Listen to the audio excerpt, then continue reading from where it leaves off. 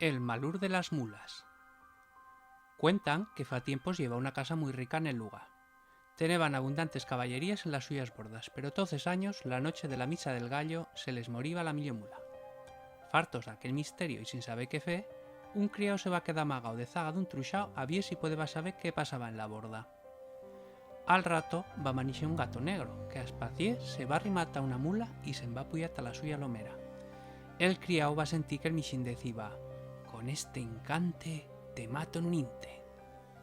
No me sentía al gato charrá, al hombre se le va a chelar la sangre, pero de camín va a reaccionar. Bueno, yo soy Elisa y vengo de Saravillo y vengo representando a las familias del CRA Cinqueta por un proyecto de aragonés que se ha ido haciendo en los últimos años en la escuela. Ellas son mis hijas, es Blanca y Silvia, y bueno, el proyecto en concreto era plasmar en papel unos cuentos que se cuentan en los pueblos y se contaban en Chistaví. Entonces el cuento que se contó en Saravillo se titulaba Las tres fillas y bueno, fue en base a una historia que propusieron los propios alumnos y entonces se hicieron con los muñecos de plastilina y bueno, pues fueron tomando las imágenes para hacer un vídeo muy bonito.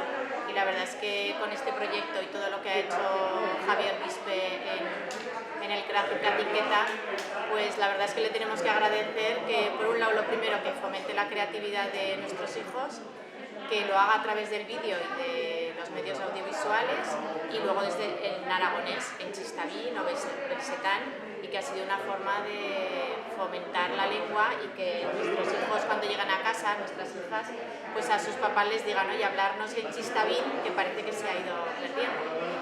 Entonces eso es lo que hemos estado haciendo.